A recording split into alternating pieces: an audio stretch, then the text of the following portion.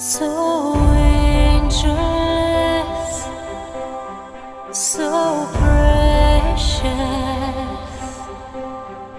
I see the time in all my life when you are guarding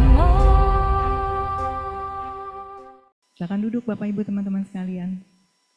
Shalom. Selamat malam teman-teman sekalian. Ya, puji syukur kita bertemu kembali ya pada minggu terakhir. Jadi di LPPI itu setiap minggu terakhir biasanya membahas tema pembinaan yang diambil dari buku Pemuritan dengan Prinsip Timotius karangan Roy Robertson. Jadi bulan November ini masuk ke bab yang ke-9 yaitu tindak lanjut pendahuluan. Ya. Jadi teman-teman, yang bab yang sebelumnya bisa dilihat dari YouTube PDPK namanya TV PDPK. PDPK TV ya, PDPK TV. Ya, jadi di buku itu dibahas setiap bulannya di minggu terakhir. Kalau ketinggalan dan ingin dengar itu bisa di PDPK TV di YouTube. Baiklah. Malam hari ini tindak lanjut pendahuluan. Ayat dasar firman Tuhannya diambil dari Yohanes 21 ayat 15 sampai 17. Saya minta Embo Alan tolong bacakan. Yohanes 21 ayat 15 sampai 17. Yohanes 21 ayat 15 sampai 17. Demikian firman Tuhan. Sesudah sarapan Yesus berkata kepada Simon Petrus, "Simon anak Yohanes, apakah engkau mengasihi aku lebih daripada mereka ini?" Jawab Petrus kepadanya, "Benar Tuhan, engkau tahu bahwa aku mengasihi engkau." Kata Yesus kepadanya, "Gembalakanlah domba-dombaku." Kata Yesus pula kepadanya untuk kedua kalinya, "Simon anak Yohanes, apakah engkau mengasihi aku?" Jawab Petrus kepadanya, "Benar Tuhan, engkau tahu bahwa aku mengasihi engkau." Kata Yesus kepadanya, "Gembalakanlah domba-dombaku." Kata Yesus kepadanya untuk ketiga kalinya, "Simon anak Yohanes, apakah engkau mengasihi aku?" Maka sedih hati Petrus karena Yesus berkata untuk ketiga kalinya, "Apakah engkau mengasihi aku?" Dan ia berkata kepadanya, "Tuhan, engkau tahu segala sesuatu. Engkau tahu bahwa aku mengasihi engkau." Kata Yesus kepadanya, "Gembalakanlah domba-dombaku." Demikian firman Tuhan. Ya, terima kasih Mbak Alan. Baik teman-teman, ini firman Tuhan, kita kembali datang pada Tuhan, kita berdoa kepada Tuhan. Firman Tuhan yang sudah kita baca sama-sama, yang akan sama-sama malam hari ini kita renungkan. Mari sekali lagi kita berdoa. Bapak yang baik, terima kasih ya Tuhan, ada bagian firman Tuhan yang sungguh kembali Tuhan. Kami diingatkan bahwa Tuhan menginginkan kami untuk mengembalakan domba-domba-Mu.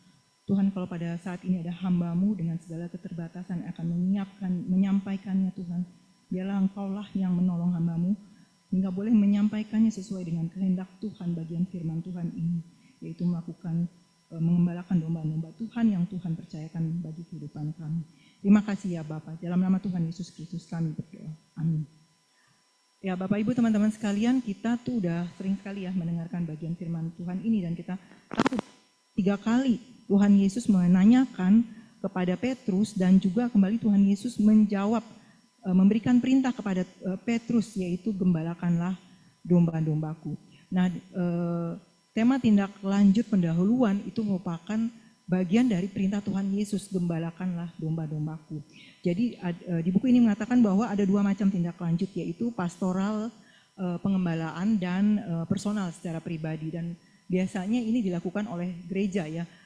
Ada bagian pastoral dan juga personal. Jadi ada pendeta dan juga ada pengerja-pengerja atau pengajar-pengajar yang akan mengembalakan jemaatnya. Ya. Nah, teman-teman di bagian ini Tuhan ingin Petrus memberikan perhatian khusus kepada domba-dombanya. Tuhan menggarisbawahi bukan bagian-bagian yang lain, tetapi kalau ada Alkitab yang berwarna, yaitu yang merah, gembalakanlah domba-dombaku, itu adalah perkataan Tuhan Yesus. Jadi Tuhan Yesus nggak main-main di dalam hal mengembalakan domba-dombanya. Tuhan Yesus tidak main-main dalam hal melakukan tindak lanjut pendahuluan kepada orang-orang yang sudah kita menangkan, yang sudah menerima Tuhan Yesus sebagai Tuhan dan Juru Selamat pribadi. Dan hal ini yang diingatkan oleh Petrus di dalam pelayanannya, di dalam memberitakan Injil Tuhan Yesus Kristus pada saat itu sampai dengan Petrus meninggal gitu ya. Dan kita percaya bahwa kita di tempat ini pun menyadari bahwa ini adalah bagian yang sangat penting, bagian perintah Tuhan Yesus kepada kita, yaitu mengembalakan domba-domba Tuhan, yaitu melakukan tindak lanjut pendahuluan. Apa itu tindak lanjut pendahuluan? Nanti sama-sama akan kita pelajari ya. Di buku ini dikatakan bahwa Roy Robertson pada awal dia menceritakan dia ke Cina, itu dia bertemu dengan seorang pemuda namanya Hans Wilhelm ya di Cina, yang masih muda, umur 18 tahun ya. Di sini mungkin rata-rata umurnya ya kurang lebih dikit dari 18 tahun ya. Semangatnya seperti 18 tahun ya, seperti Hans Wilhelm ya, anak muda. Ya. Pintar Hans ini, kata Roy Robertson, anak ini pintar. Dia ketua pemuda di universitasnya. Dia hafal kitab Filipi.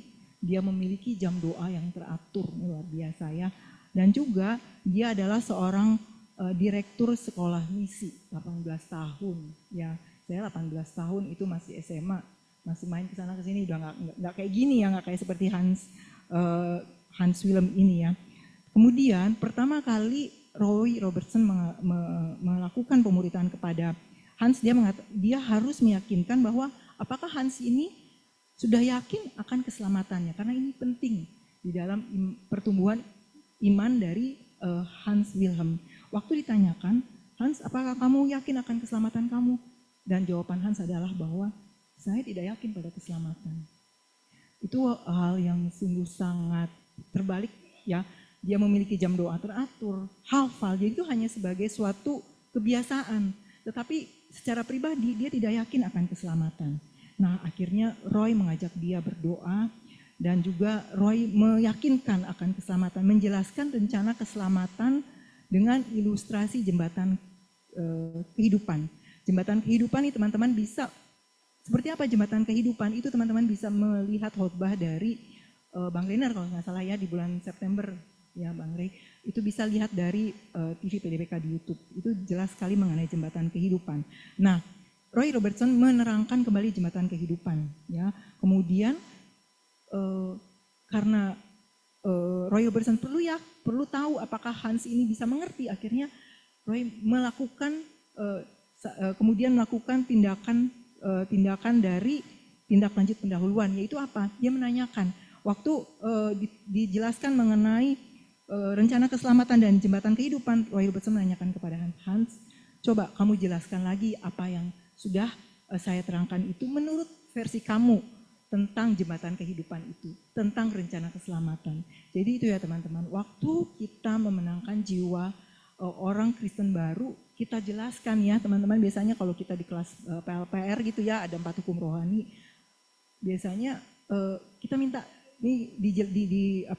diminta dari buku ini, kita kembali diingatkan bahwa sebaiknya kita minta orang tersebut untuk menjelaskan menurut bahasa dia, untuk melihat apakah dia sudah mengerti atau belum gitu ya. Kalau dia belum mengerti, kita harus kembali menjelaskannya lagi sampai dia mengerti. Oke. Kemudian melanjutkan kepada pelajaran yang berikutnya. Kemudian dari prinsip ini juga ada 4 langkah belajar yang dari buku ini ya, ada 4 langkah belajar yang diungkapkan oleh John Milton Gregory agar pelajaran pendahuluan, lanjutan pendahuluan yang kita berikan kepada orang Kristen baru itu kita tahu bahwa dia sudah mengerti sampai sejauh mana, yaitu pertama yaitu guru atau pembina menjelaskan pelajaran seperti tadi ya. Roy Robertson menjelaskan, kita juga waktu kita bertemu dengan orang yang baru menerima Kristen, kita menjelaskan dia, kita menggunakan buku 4 hukum rohani ya. Kemudian kita minta, menurut John Milton Gregory, kita minta supaya dia mengulang dengan kata-kata sendiri apa yang telah dia pelajari, Apa yang sudah dia pelajari bersama-sama kita dengan buku 4 hukum rohani, dengan kata-kata sendiri dia menjelaskan. Kemudian yang ketiga, berdasarkan pelajaran tersebut menjelaskannya kepada orang lain. Kita minta supaya dia menjelaskannya kepada orang lain. Itu yang juga kita lakukan. Buku 4 hukum rohani itu kita minta supaya dia juga menjelaskannya, menceritakannya kepada orang lain, orang-orang terdekat, biasanya keluarga dulu gitu ya. Kemudian yang terakhir, yang keempat, yaitu menurut John Milton, yaitu minta supaya dia menghidupinya. Ini penting sekali ya, supaya setelah dia menjelaskan dengan kata-katanya sendiri, kemudian dia menghidupinya, itu juga menjadi bagian bukan hanya pelajaran, tetapi dia mengetahui apa yang sudah dipelajari dan menghidupinya dalam kehidupan dia. Pada saat dia menceritakan kepada orang lain, itu bisa menjadi suatu transferable konsep ya, konsep yang dia hidupi sendiri. Jadi orang tersebut bisa mengerti dengan cara bahasa yang sederhana gitu ya teman-teman. Nah, 4 hal yang dilakukan dalam tindak lanjut pendahuluan ini ada dibantu dengan ada 4 tindak lanjut pendahuluan, yaitu yang pertama pertumbuhan dalam firman ya. Jadi Roy Burton mengatakan bahwa bagi setiap orang Kristen baru itu perlu 4 langkah, yaitu yang pertama pertumbuhan dalam firman. Tujuannya mengajar setiap orang Kristen baru agar mereka sendiri bisa mengisi dirinya dengan firman Tuhan. Jadi orang Kristen baru ini, bayi rohani ini, kita ajarkan untuk mereka memiliki kehidupan pribadi dengan firman Tuhan. Ya, membaca firman Tuhan. Kemudian juga caranya yaitu dengan menghafal ayat ya. Biasanya kalau dia baru menerima Kristus, ada 1 ayat yang memberikan dia kekuatan. Nah, itu kita minta untuk dia menghafal ayat tersebut. Selanjutnya diulang bersama-sama. Kalau di buku yang kita pakai di buku 4 rohani, buku 4 hukum rohani, itu ada ayat-ayat firman Tuhannya yang kita minta dia hafal ya. Dari hukum pertama yang 4 hukum rohani ada 4 hukum ya. Dari hukum pertama ada ayatnya, misalnya Yohanes 3 ayat 16 atau Yohanes 10 ayat 10b dan selanjutnya. Nah, bagian dari buku ini sebenarnya bisa kita gunakan untuk membimbing orang Kristen bayi rohani ini, Kristen baru ini untuk bertumbuh di dalam firman Tuhan, karena di buku kecil ini ya ada ayat firman Tuhan yang bisa dia hafal ya. Dan saya percaya setiap kita yang sudah pernah membaca buku 4 hukum rohani ini hafal setiap ayat firman Tuhannya itu, sehingga dia pun melihat bahwa kita nggak hanya menyuruh tetapi kita juga menghafal dan bahkan kita menghidupinya dan kita melakukannya kepada dia gitu ya, menyampaikannya kepada dia ya. Dilakukan diulang-ulang bersama-sama. Kemudian waktu dia menghafal juga itu kita harus dampingi. Kemudian supaya dia menghafal dan juga dia bisa tetap melakukannya dalam kehidupannya sehari-hari ya, menjadi suatu bagian dalam kehidupannya ya. Dan waktu kita mengajar, waktu kemudian minta dia pulang, diingatkan bahwa jangan lupa ya dihafal ayat firman Tuhan ini. Minggu depan kita ketemu lagi sudah hafal gitu. Nanti di dalam 1 minggu itu di follow up ya. Di buku ini nanti bagian akhir ada dikasih tahu caranya gitu. Baiklah. Nah, teman-teman sekalian, kemudian yang kedua, yang pertama adalah pertumbuhan dalam firman, yang kedua adalah melalui saat teduh. Ya, ajarlah dia untuk memiliki saat teduh sejak awal pertemuan ya. Bagaimana caranya? Jadi waktu kita bertemu, kita bacakan 4 hukum rohani, kemudian ajar untuk memiliki komitmen saat teduh. Ini menarik buat saya, waktu buku ini mengajarkan sejak awal mengajarkan itu untuk memiliki saat teduh. Karena apa? Karena dia akan bertumbuh mengenal Tuhan melalui 2 hal, yaitu firman doa. Ini sangat penting. 2 hal ini sangat pertumbuhan seorang Kristen baru, yaitu doa dan baca firman Tuhan. Sehingga waktu 1 minggu sebelum kita mengatur waktu pertemuan lagi, misalnya boleh besoknya atau kalau kita biasanya 1 minggu ya karena kan ada kesibukan dalam pekerjaan atau kegiatan kita. Tapi kalau misalnya dia mau ketemu lagi minggu depan ini diajarkan lagi ya, penentuan waktunya bisa saat teduhnya bisa bukan kita yang nuntut tapi dia yang berkomitmen sendiri dengan saat teduh, waktu saat teduhnya. Jadi untuk waktu sebelum bertemu dia tuh sudah memiliki waktu bersama Tuhan untuk mengenal Tuhan, bertemu Tuhan melalui doa dan saat teduh. Nah, kemudian di Lukas 11 ayat 1 saya bacakan ya, Lukas 11 ayat 1.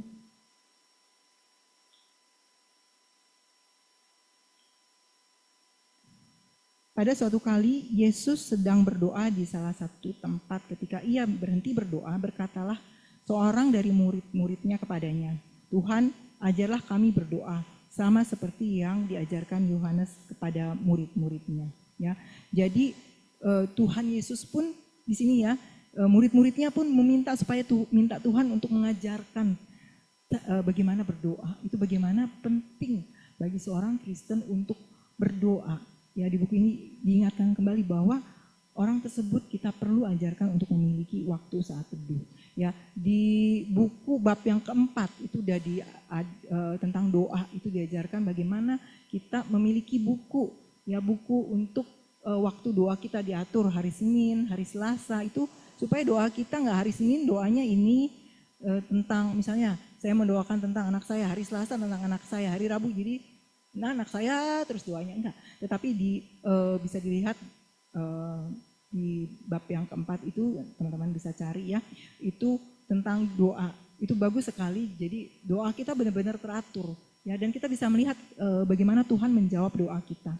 Nah, buku doa itu nanti akan digunakan sebagai buku tindak lanjut pendahuluan ya, di akhir buku ini diajarkan bagaimana caranya menggunakan buku.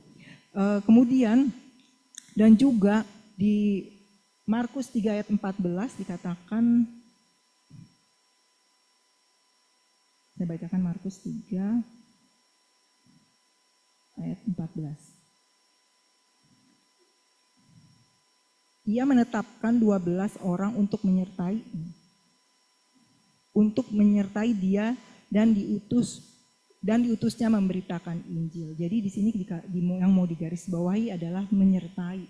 Jadi di dalam tindak lanjut pendahuluan kita itu Tuhan minta supaya kita menyertai dia di dalam pertumbuhan rohaninya ya. Seperti Tuhan Yesus menyertai murid-muridnya. Ya. Kemudian yang ketiga yaitu persekutuan suatu jemaat. Persekutuan suatu jemaat dikatakan bahwa seseorang yang menerima Kristus dia harus dihubungkan dengan komunitas orang Kristen lainnya untuk menjaga, melindungi, menumbuhkan rohaninya. Ya, Bapak Ibu teman-teman sekalian. Jadi seorang yang baru terima Kristus dia harus ada di dalam persekutuan atau gereja. Ya, kita tidak mungkin akan menyertainya 24 jam, tetapi dia harus bertumbuh di dalam komunitas. Bagaimana dia berjemaat, bagaimana dia memiliki talenta yang bisa Tuhan pakai di komunitas tersebut ya, baik di persekutuan doa, terutama di gerejanya ya, sehingga Tuhan bisa memakai dia dan dia di dalam pertumbuhan imannya juga tetap terjaga dan rohaninya gitu ya tetap terlindungi di dalam komunitas gereja. Ini di bagian yang ketiga, persekutuan suatu jemaat, persekutuan dengan orang Kristen lainnya dalam tubuh Kristus akan banyak menolong dia. Kemudian buku ini juga mengatakan bahwa pemuritan yang kita lakukan tidak dapat menggantikan persekutuan orang tersebut dan pertumbuhan rohani. Jadi kita di dalam membimbing orang tersebut tidak dapat menggantikan persekutuan dia dengan jemaat-jemaat Tuhan. Persekutuan dia dengan Tuhan itu merupakan suatu hal pribadi yang akan Tuhan ajarkan kepada dia. Baik di dalam terutama pertumbuhan rohaninya di dalam jemaat-jemaat sehingga dia terbangun gitu ya, terbangun komunitasnya, terbangun bahwa oh Tuhan bisa memakai saya di lingkungan gereja gitu ya. Jadi dia memiliki tempat untuk bisa melayani Tuhan sehingga pertumbuhan rohaninya boleh bertumbuh. Persekutuan dengan orang percaya lainnya dalam tubuh Kristus akan baik menolong murid tersebut. Kita orang-orang yang menolong dia, yang melakukan tindak lanjut ini ya, kita menjadi bijak jika kita tidak berusaha membuat murid kita itu sekaligus kita bimbing gitu ya. Oh, dia baru percaya, terus kita saking semangatnya kadang-kadang kita memberikan 1 hari besok gitu. Jadi dia tuh masih bertumbuh bayi gitu ya, bayi. Kalau bayi rohani, kalau bayi jasmani kan biasanya makanannya masih makanan halus gitu. Ini masih baru dia. Jadi kalau kita terlalu semangat nanti dia bisa jadi dia jadi jadi kesulitan gitu. Kok kayaknya susah, enggak gitu kan? Kalau bayi baru ini nggak mungkin kasih makanan nasi gitu. Nah seperti itu ya. Jadi jangan sampai kita yang mengajarkan jadi sekaligus, karena nih orang kayaknya semangat sekali gitu Kak. Sekalian aja enggak. Ya biarlah dia menikmati tahap demi tahap, mengenal persekutuan dia, pertumbuhan rohaninya secara pribadi dengan Tuhan, yaitu pertumbuhan melalui ya tadi ya persekutuan dan gereja. Jadi tugas kita adalah mendorong dan menolong agar murid kita berhubungan erat dengan gereja, ya, yang dapat memberikan pertumbuhan dan berkat rohani. Tetapi kita dapat mengajar dia, mengingatkan dia untuk mencatat bagian-bagian khotbah gitu ya, yang setiap minggu apa aja catat gitu ya. Kemudian juga taat melakukan firman Tuhan yang sudah dia dengar tiap minggu di gereja. Itu bagian kita, mendampingi, ya menyertai. Kalau Tuhan Yesus menyertai murid-muridnya, kita mendampingi, menyertai murid kita. Ini murid kita yang Tuhan percayakan bagi kita. Kemudian yang keempat, tantang untuk berlipat ganda. Kita katakan bahwa dia sebagai generasi penerus pelipat ganda rohani. Ya, dikatakan bahwa saya ini dulu juga gitu ya. Kita kan juga adalah sebelumnya adalah bagian dari orang yang pernah melakukan tindak lanjut, bimbingan tindak lanjut bagi kita, pendahuluan bagi kita. Nah dia juga adalah orang-orang yang saat ini sudah kita bimbing untuk melakukan pelipat ganda rohani, ya, sehingga itu menjadi suatu motivasi bagi dia. Kita doakan juga, terus doakan supaya dia melihat itu sebagai suatu hal yang Tuhan percayakan bagi dia. Ada jiwa-jiwa yang Tuhan mau percayakan bagi dia sebagai pelipat ganda rohani. Ya. Ini adalah 4 hal, ya, 4 hal dari bagian dari yang dilakukan dalam tindak lanjut pendahuluan. Nah, kemudian selain itu, selain bagian dari tantangan untuk berlipat ganda, kita tetap membina hubungan dengan murid kita aja. Jadi kita mengajar ya. Mengajar bukan saja bagian-bagian yang kita pelajari, tetapi dikatakan di buku ini kita juga membagi kebenaran. Apa itu membagi kebenaran? Ya membagi bagian dari firman Tuhan yang kebenaran dari firman Tuhan itu sudah kita alami dalam kehidupan kita. Jadi bukan hanya suatu buku pelajaran aja, tetapi juga kita membagi kebenaran bagi dia, sehingga dia pada saat dia mengalami secara pribadi kebenaran firman Tuhan itu, dia juga bisa menyampaikannya kepada orang lain ya. Karena itu yang dilakukan oleh 2 Timotius 2 ayat 2. Apa yang kau dengar apa yang telah engkau dengar daripada aku di depan banyak saksi, percayakanlah itu kepada orang yang dapat dipercaya dan juga dapat mengajar orang lain. Gitu ya. Nah, itu. Jadi itulah bagian dari kebenaran firman Tuhan yang bisa kita percayakan kepada dia sehingga dia bisa menyampaikannya, menjadi bagian dari pelipat ganda rohani. Ya. Nah ini keempat hal dari bagian yang dilakukan dalam tindak lanjut pendahuluan, yaitu yang pertama ya firman Tuhan, pertumbuhan dalam firman Tuhan, kemudian saat teduh ya memiliki doa, dan yang ketiga adalah persekutuan suatu jemaat dan tantang untuk berlipat ganda. Nah keempat hal ini kita sebagai orang yang mendampingi, ingat Tuhan Yesus mengajarkan untuk kita selalu menyertai dia, menyertai murid kita, menyertai orang yang baru menerima Kristus atau bayi rohani. Nah berikutnya dalam proses tindak lanjut pendahuluan ada bahan yang dapat menolong murid untuk lebih tekun setiap hari dengan Allah. Nah kalau di buku dalam pelajaran kita ya kita sudah tahu ada bagian yang buku namanya 4 hukum rohani dan juga buku BLD karena bimbingan lanjutan dasar ya. Di buku ini merupakan bagian di mana murid Roy Robertson mengatakan sebagai latihan dia harus, yaitu caranya apa? Membaca, menulis dan mengisi gitu. Nah, itu yang kita sudah praktekkan, lakukan di dalam buku BLD ya. Sebagai bayi rohani kita tidak memberikan banyak pilihan gitu. Maksudnya yang tadi sudah saya katakan, yang enggak langsung semuanya, tetapi sesuai dengan pertumbuhan rohani dia. Mula-mula kita memilih dan kita menjelaskannya secara bertahap ya. Dan juga kita kasih PR diselesaikan sebelum pertemuan berikutnya. Kenapa PR? Karena kita mau supaya pelajaran yang sudah kita pelajari itu menjadi latihan bagi dia, sehingga itu menjadi suatu kebiasaan hidup dia ya. Kalau teman-teman ada di kelas pemuritan itu pelajarannya itu nggak hanya pelajaran, tetapi memang kita diingatkan untuk menyampaikannya kepada orang lain. Sampai sebelum kita pertemuan minggu depan, di akhir pertemuan diingatkan bahwa lakukan ya apa yang sudah kita pelajari, lakukan ya. Kemudian kita pertemuan tutup dalam doa, dan Roh Kudus yang akan menuntun, kita percaya Roh Kudus yang akan menuntun orang tersebut untuk mengingat dan melakukannya dalam kehidupan dia. Ya, kemudian, nah caranya dalam buku ini ada dikatakan bahwa ada tahap yang bisa dilakukan, yaitu yang pertama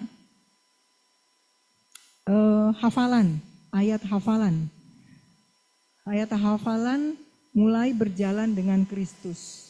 Ya, ayat hafalannya nih, kalau di buku 4 Hukum Rohani ada ayat hafalannya. Dari hukum ke-1, ke-2, ke-3, ke-4. Dan ada cara menghafalnya. Gitu ya, gimana? Rumusnya ada tuh, yo-yo, roro, rokoyo, itu ada. Caranya itu apa sih? Nah, itu ada ya teman-teman. Cara menghafalnya, sehingga tuh jadi, dan bukan hanya cara menghafal ya, dari hukum 1, ke-2, ke-3, dan 4 ini, basic firman Tuhannya ini menguatkan gitu ya, bahwa apa itu hukum pertama, bahwa Tuhan Allah mengasihi saudara dan mempunyai suatu rencana yang indah dalam hidup saudara. Firman Tuhannya adalah dari Yohanes 3 ayat 16. Nah, karena begitu besar kasih Allah akan dunia ini, itu setiap bagian dari hukum ini kita minta supaya di sini buku Roy Robertson mengatakan bahwa untuk dihafal ya. Diulang lagi, kemudian jembatan kehidupan. Apa itu jembatan kehidupan? Jembatan kehidupan kalau di buku 4 Hukum Rohani itu ada manusia penuh dosa, ada jurang pemisah Tuhan Allah gitu ya. Jurang pemisahnya itu ada ditulis. Nah, itu ada di bab Bang Renner mengajarkan bab 7 gitu ya. Nah, kemudian yang berikutnya. Nah, saya mau menambahkan di buku pertama ini ya, yaitu bahan yang diajarkan seperti, dikatakan gini, bahwa bahan yang diajarkan itu, bahan yang disampaikan kepada murid kita itu sebagai alat ukir gitu ya. Jadi kalau ada kayu, ukiran kayu itu ya, kalau saya kalau jalan-jalan kemana-mana ada ukiran-ukiran, tetap saya ingatnya Bali. Karena tuh Bali tuh indah banget ya. Maksudnya di bagian-bagian wilayahnya ada yang pengrajin kayu, ada yang pengrajin logam. Itu mereka udah kayaknya terlahir dengan talent gitu ya. Nah, di sini dikatakan bahwa bahan yang diberikan kepada murid kita ini sebagai alat ukir, alatnya. Tetapi hasil ukirannya itu menjadi bagus tergantung dari yang mengukir, pengukirnya itu ya. Jadi bahan ini bagaimana kita menyampaikannya kepada murid-murid kita itu bukan karena bahan-bahan ini bagus, tetapi bagaimana kita menyertai dia, mendoakan dia, memberikan teladan ya. Ingat Tuhan Yesus itu kepada murid-muridnya 24 jam mendoakan dan memberikan teladan bagaimana Tuhan Yesus melakukan pemuritan gitu ya. Nah, sehingga kita perlu mengukir bahan ini kepada murid kita, tetapi juga ya kita perlu meminta dia. Kalau buku ini katakan bukan meminta, bahkan menuntut dia agar mengerjakan pekerjaan rumah. Supaya, karena apa Bapak Ibu teman-teman, supaya dia banyak sekali hal yang akan mengalihkan fokus dia gitu ya di dalam pertumbuhan rohaninya. Makanya kita perlu mengingatkan dia untuk melakukan pekerjaan dia, menuntut dia untuk melakukan pekerjaan rumah ini, menghafal sampai bertemu pertemuan berikutnya ya. perlu menanyakan kemajuannya, sudah selesai atau belum gitu ya. Nah, kemudian yang kedua, yaitu tahap kedua, memberikan pemahaman Alkitab dengan bahan tanya jawab dan isian yang sempat saya katakan tadi ya. Ada bahan yang kita gunakan, ya biasanya kita gunakan, yaitu tanya jawab dan isian. Kalau di kelas pemuritan, yaitu teman-teman udah tahu BLD, ada kemudian juga KP gitu ya. Nah ini bagian dari ini juga, dari BLD 1, kalau sudah selesai BLD 1 isinya apa aja di BLD 1. Hidupi itu sampai kita ketemu di minggu depan. Ada 3 hal ya di BLD 1. Waktu kita pelajari, kita tekankan 3 hal tersebut ya kepada orang murid kita, sehingga dia mengimaninya itu, berjalan dalam 1 minggu itu, bahwa dia adalah anak Allah, dia ciptaan baru, dia memiliki hidup kekal, dan dia memiliki pengalaman-pengalaman baru ya. Kehidupan baru itu dia hidupi dalam 1 minggu sebelum ketemu lagi. Itu kan luar biasa ya. Dia mengerti bahwa dia adalah anak Allah. Dia mengerti dia sudah memiliki hidup yang kekal dan dia adalah ciptaan baru. Ya. Sebelum bertemu di waktu ke depan ada pelajaran baru lagi. Nah itu bagian yang kedua. Kemudian ajarkan juga pemahaman Alkitab. Nah pemahaman Alkitab. Bagaimana cara membaca Alkitab. Ya menggunakan bisa menggunakan buku tanya jawab, atau juga kita sudah pelajari bagaimana caranya kita melakukan pemahaman Alkitab, ya, membaca Alkitab. Kemudian tahap yang ketiga yaitu berikan buku catatan yang ada lembaran doa. Jadi di waktu bab yang keempat itu ada buku catatan ya. Kemudian buku catatan itu kita diajarkan caranya mengisi lembaran doa, ya. Kemudian udah di halaman berikutnya lembaran doa ada beberapa halaman. Nah itu diajarkan bagaimana kita mengisi juga, mengajarkan dia untuk mengisi hal-hal lain. Apa aja misalnya ya, kerohaniannya. Ada apakah dari slide berikutnya? Ya, catatan doa, kemudian mengenai hal kerohanian. Di catatan di doa itu catatan doa itu mengenai hal kerohanian. Itu doa permohonan, doa syafaat, kemudian ada juga petunjuk pembacaan Alkitab dan catatan saat teduh. Itu di doa ya, yang sudah dipelajari sebenarnya di bab 4. Kemudian dan juga di halaman dilewati kan, di sini catatan doa dilewatkan beberapa halaman. Kemudian berikutnya adalah catatan organisasi. Apa catatan organisasi? Perencanaan. Apa yang akan dia lakukan di dalam 1 minggu ini gitu ya. Oh, waktu pertemuan, waktu pelayanan, bekerja, atau saya ingin punya waktu untuk baca buku gitu ya. Dapat tugas juga untuk menghafal ayat Alkitab. Dapat tugas saya ingin juga menceritakan apa yang sudah saya dapatkan Kristus kepada orang lain. Nah ini di dalam pengorganisasian. Ya, di dalam pengorganisasian juga bisa kita isi dengan lembaran-lembaran perencanaan keuangan kita, gitu ya. Jadi benar-benar kehidupan dia dan itu juga kehidupan kita. Kalau kita memiliki buku seperti ini ya, ini luar biasa sekali ya. Kalau buku ini biasanya ini terus terang buat saya juga baru karena saya punya buku, bukunya itu ya karena banyak juga catatannya ya, jadi maksudnya buku untuk PDPK, catatan sebuah PDPK, buku untuk yayasan, buku untuk yang di gereja sekolah minggu, misalnya gitu. Jadi buku untuk sekolah yang satunya lagi gitu ya maksudnya.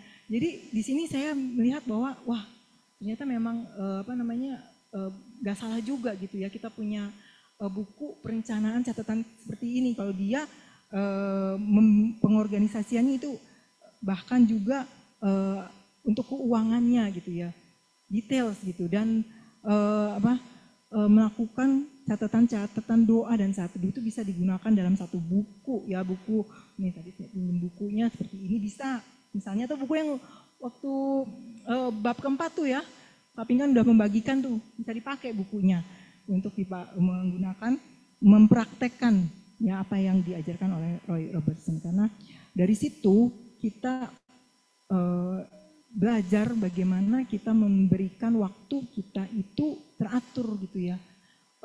Teratur di dalam mengatur waktu sebaik-baiknya, memiliki waktu yang terbaik untuk Tuhan. Jadi nggak yang sisa-sisa gitu kalau orang bilang gitu ya. Kalau udah punya kegiatan banyak, kemudian kita menyusun pengorganisasian di buku sehingga kita lihat bahwa banyak hal bisa kita lihat dari buku itu. Oh Tuhan, ada kesempatan banyak yang Tuhan berikan bagi kita. Tuhan pakai kita, segala kemampuan kita ya, kalau ada bagian juga di dalam pelajaran itu, segala kemampuan kita Tuhan pakai. Waktu, kemampuan, bahkan keuangan, bahkan hal-hal lainnya gitu ya Tuhan pakai. Itu bisa yang tadinya cuman dulu saya cuma satu buku PDPK, ternyata saya punya sekarang banyak buku gitu, catatan-catatan. Itu kan nggak terbayang dulu ya. Itu latihan, dan saya percaya itu adalah bagian dari tindak lanjut pendahuluan yang diberikan oleh teman-teman di sini kepada saya gitu ya. Dan itu juga yang mau Tuhan pakai dari kita supaya kita bisa melakukan itu juga kepada murid kita. Nah, kemudian yang ketiga, catatan pengembangan. Catatan pengembangan yaitu catatan khotbah, catatan pemahaman Alkitab, lembar ayat hafalan, lembar pemikiran atau gagasan baru ya, ada hal baru apa ya Bapak Ibu teman-teman. Dulu saya kalau dapat tugas misalnya, nah seperti kayak gini ya, dapat tugas memberikan khotbah, kita tuh kadang-kadang juga kalau dapat tugas sih enak ada jadwal, tiba-tiba kita suka diminta, saya juga pernah suatu kali diminta, yuk zoom doakan ini, nah tiba-tiba kita diminta untuk berdoa dan menyampaikan sedikit firman Tuhan. Kalau kita sudah memiliki lembar catatan ini, kita tinggal buka. Ini kegunaannya ya, kita tinggal buka bagian mana catatan khotbah yang bisa kita sampaikan. Salah satu kegunaan dari lembar buku catatan dari tindak lanjut pendahuluan ini. Baik Bapak Ibu teman-teman, ini bagian dari bab 9 yaitu tindak lanjut pendahuluan. Sekali lagi ayat firman Tuhannya yang benar-benar menjadi bagian yang boleh kita pegang, yaitu adalah perintah Tuhan, bahwa Tuhan menginginkan bahwa kita mengembalakan domba-dombanya. Ya. Waktu Tuhan mempercayakan kita jiwa, kita menyampaikan Kristus sehingga orang tersebut menerima Tuhan Yesus sebagai Tuhan dan Juru Selamat pribadi. Kita yakinkan seperti yang Roy Robertson lakukan ya, meyakinkan dulu bahwa orang tersebut yakin akan keselamatannya dan kita menyertai dia di dalam pertumbuhannya. Kita mengingat bahwa ini adalah perintah Tuhan, gembalakanlah domba-dombaku. 3 kali Tuhan Yesus menyatakan itu kepada Petrus ya. Dan saya percaya bahwa kita di saat ini adalah bagian dari perintah Tuhan yang Tuhan berikan kepada orang-orang terdahulu yang sudah mengajar kita, kepada pelatih-pelatih kita ya. Mungkin tidak kita sadari, tetapi ingat kita sudah melakukan bagian yang sudah Tuhan perintahkan kepada Petrus sampai dengan saat ini. Dan waktu Tuhan memberikan kita perintah, kita belajar saat ini ada bagian yang bisa menjadi bekal bagi kita, yaitu tindak lanjut pendahuluan. Kita mengajarkan murid kita, menyertai dia sesuai dengan kemampuan dia, firman Tuhan ya, dan juga kita memberikan dia, mengajarkan dia bagaimana dia bersaat teduh, memberikan dia waktu untuk bertumbuh di dalam organisasi dia ya, dan juga menguatkan dia untuk dia melakukan menjadi pelipat ganda rohani. Pada saat kita melakukan itu, Tuhan menyertai dia dengan kuasa Roh Kudus-Nya, dan juga Tuhan menyertai murid-murid kita dengan kuasa Roh Kudus-Nya. Tuhan akan menyampaikan secara pribadi apa yang Tuhan ingin dia lakukan dalam pertumbuhan rohaninya, seperti yang pernah kita alami juga gitu ya, waktu kita menjadi bayi rohani dulu gitu ya. Sekarang pun kita bertumbuh gitu ya, menjadi orang yang Tuhan percayakan untuk menjadi pelipat ganda rohani ya. Demikian firman Tuhan hari ini, mari sama-sama kita berdoa. Bapa di surga, Bapa yang maha baik, Bapa yang mulia, Bapa yang menjadi kekuatan dalam kehidupan kita. Terima kasih ya Bapak, kalau pada hari ini Tuhan kami sudah boleh belajar satu bagian firman Tuhan, yaitu tindak lanjut pendahuluan. Bagaimana hal itu sudah Tuhan ajarkan Tuhan, perintahkan bahkan kepada murid-murid Tuhan Yesus pada waktu Tuhan Yesus ada di dunia ini, dan kami semua adalah bagian dari tindak lanjut pendahuluan yang sudah Tuhan ajarkan bagi murid-murid Tuhan Yesus ya Bapa. Tuhan, biarlah kami percaya Tuhan bekerja, Tuhan berbicara kepada kami setiap pribadi. Apabila ada orang-orang Kristen yang Tuhan berikan bagi kami untuk kami menceritakan Tuhan Yesus dan dia menerima Tuhan Yesus sebagai Tuhan dan Selamat pribadi, kami akan menyertai dia seperti Tuhan menyertai murid-murid-Nya Bapa. Dan Tuhan akan memperlengkapi kami melakukan bagian untuk mendampingi dia dalam pertumbuhan rohani ya Bapa. Terima kasih ya Tuhan, inilah doa kami di dalam nama Tuhan Yesus Kristus. Kami sudah berdoa. Amin.